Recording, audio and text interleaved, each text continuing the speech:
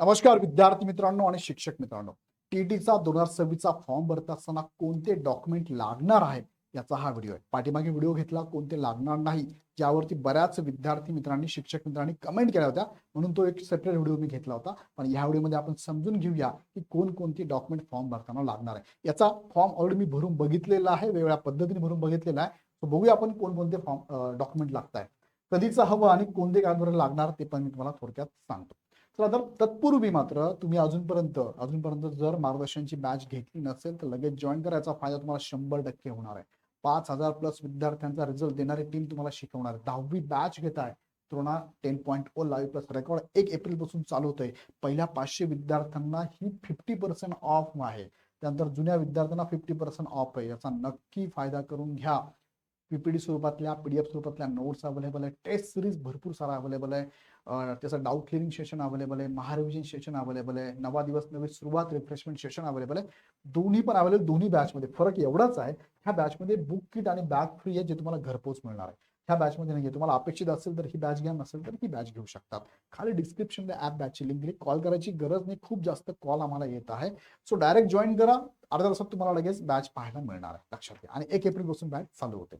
चला मुख्य मुद्द्याकडे तुम्हाला घेऊन जातो. बघा फॉर्म भरताना तुम्हाला काय काय लागतं. पहिले तर मोबाईल नंबर तुमच्याकडे बघा, जो व्हॅलिड आहे तो, जो चालू आहे तो ठेवा.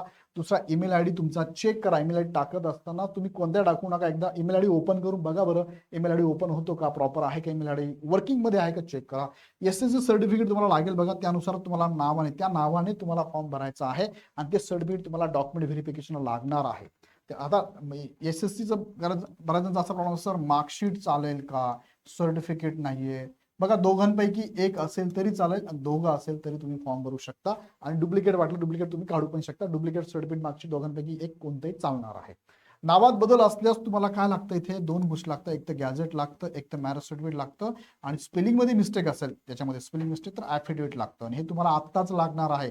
मी पाठीमागच्या व्हिडिओ सांगितलं होतं नंतर लागेल, पण ते अपलोड करायला त्यांनी आता ह्यावेळेस ऑप्शन दिलेला असल्यामुळे हा अपलोड करायचा आहे. सो हे तुम्हाला आत्ताच लागणार आहे, लक्षात घ्या.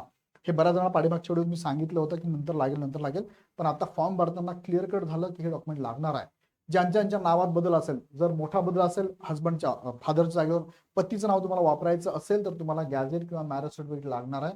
ज्यांच्या नावात स्पेलिंगमध्ये मोठी मिस्टेक असते त्यांना ॲफिडेविट लागणार आहे. मोठा जर मिस्टेक असेल स्पेलिंगमध्ये तर त्यांनाही गॅजेट लागणार, लक्षात घ्या. ते अपलोड करायचे बरं का फॉर्म भरताना. हा दुसरं आधार नंबर लागणार आहे. वडील किंवा पती ज्या नावाने तुमचं आधार कार्ड असेल त्या नावाचं तुम्हाला इथे आधार कार्ड पण लागणार आहे. ते अपलोड पण करायचं. आयडी प्रूफ म्हणून त्याला ऑप्शन तसे 5 दिले, पण आधार नंबर पण तुम्ही वापरू शकता.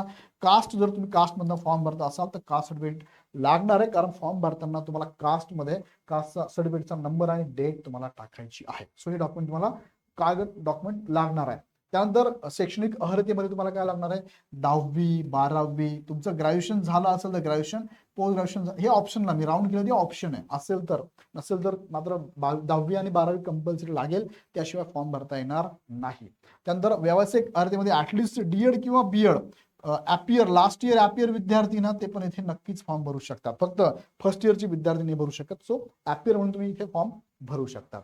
आणि इथे मार्क टाकताना फर्स्ट इयरचे मार्क टाकले तरी चालणार. फर्स्ट इयरचे मार्क टाकून द्या तुम्ही, काय प्रॉब्लेम नाही. समांतर आरक्षण सर्टिफिकेटसाठी बघा, तुम्ही जर दिव्यांग असाल, दिव्यांगत्व 40% किंवा 40% जास्त चालेल. एसएडीएम वरनं किंवा सॉलोमन वरनं सर्टिफिकेट असावं तुमचं, आणि यूडीआयडी नंबर पण तुमच्याकडे असावं लागेल. ते विद्यार्थी फॉर्म भरू शकतात. एक सर्व्हिसमॅन तुम्ही जर असाल स्वतः किंवा त्यांच्या फॅमिलीतनं बिलॉंग करत असाल तर त्या संदर्भातलं डॉक्युमेंट तुमचं रिटायरमेंटचे डॉक्युमेंट असतं ना एक सर्व्हिसमॅनचं, ते लागेल तुम्हाला. आणि ट्विन जर असेल तर ट्विन बद्दलची इन्फॉर्मेशन भरावी लागते, बाकी काय लागत नाही. ओके. त्यानंतर कागदपत्रे अपलोड पण करावं लागतात. कोणकोणते डॉक्युमेंट अपलोड करावं लागतात, कंपल्सरी फोटो करावा लागतो, सही करावं लागते.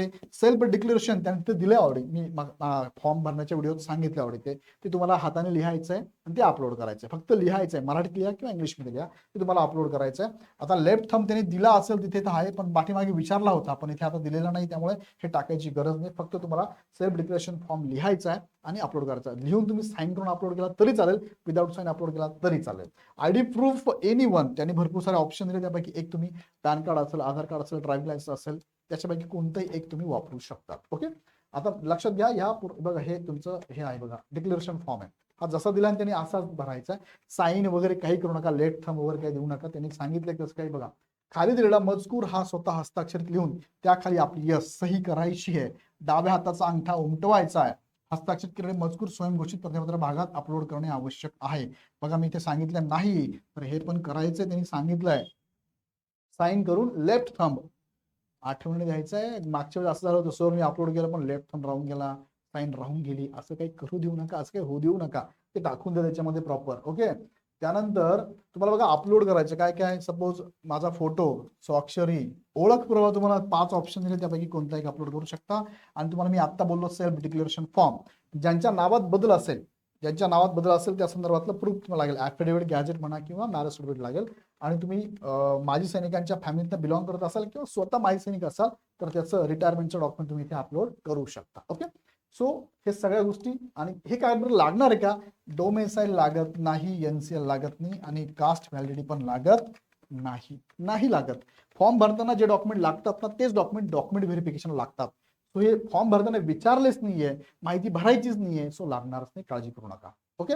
सो अशा पद्धतीने हे डॉक्युमेंट तुम्हाला लागणार. हे डॉक्युमेंट असतील तर फॉर्म भरून टाका, काही प्रॉब्लेम नाही. फॉर्म मी भरून बघितलाय, तुम्हाला सगळं शो केलेलं आहे. व्हिडिओ बघितला नसेल तर बघून घ्या, त्यात सगळं सांगितलेलं आहे.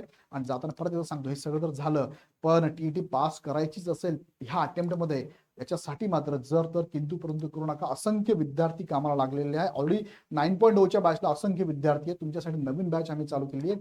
द्रोणा 10.0ची बॅच आहे, लाईव्ह प्लस रेकॉर्ड बॅच आहे. बॅच 1 एप्रिल पासून चालू होते. ह्या बॅचमध्ये मला 2 प्रकारच्या बॅचेस, एका बॅच मला बॅग आणि बुक फी डायरेक्ट घरपोच येणार आहे, एका बॅचमध्ये अवेलेबल नाहीये. तुम्ही दोघांपैकी अपेक्षित बॅच घेऊ शकतात.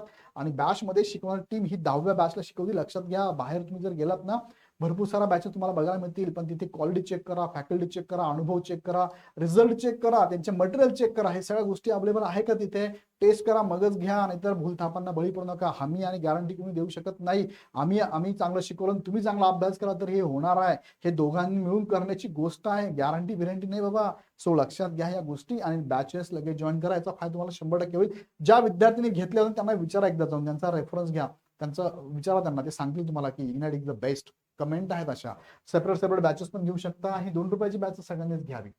त्यात तुम्हाला टीडीला लागणार सगळं मटेरियल आम्ही टाकून दिलेलं आहे. काही शंका असेल तर ह्या नंबरला कॉल करू शकता. अदरवाईज ऍप डाउनलोड करून लगेच बॅचेस तुम्ही जॉईन करा. खाली डिस्क्रिप्शन मध्ये ऍप आणि बॅचची लिंक दिली आहे. सिंपल प्रोसेस आहे. बॅच ऍप डाउनलोड केलं, माहिती भरली, ओटीपी टाकला, कॅटेगरी निवडली, शिक्षक भरती, त्यात टीटीची बॅच घेतली, टीटीची बॅच बाय नाऊ केलं, पैसे भरले, पैसे कुठे जात नाही, इग्नाइटलाच जाणार आहे. त्यानंतर तुम्हाला लगेच बॅच अर्थ बघायला मिळते. अशी सिंपल प्रोसेस आहे. आवडली तर लगेच जॉईन करा. खाली डिस्क्रिप्शन, मला काही प्रश्न असेल तुमचे कमेंट बॉक्समध्ये तर मला नक्की कळवा. व्हिडिओ इतरांनाही पण शेअर करा. पुढचे अपडेट बघण्यासाठी चॅनल सबस्क्राईब करून बेल आयकॉन क्लिक करा. पुन्हा व्हिडिओ आपण नेक्स्ट व्हिडिओमध्ये.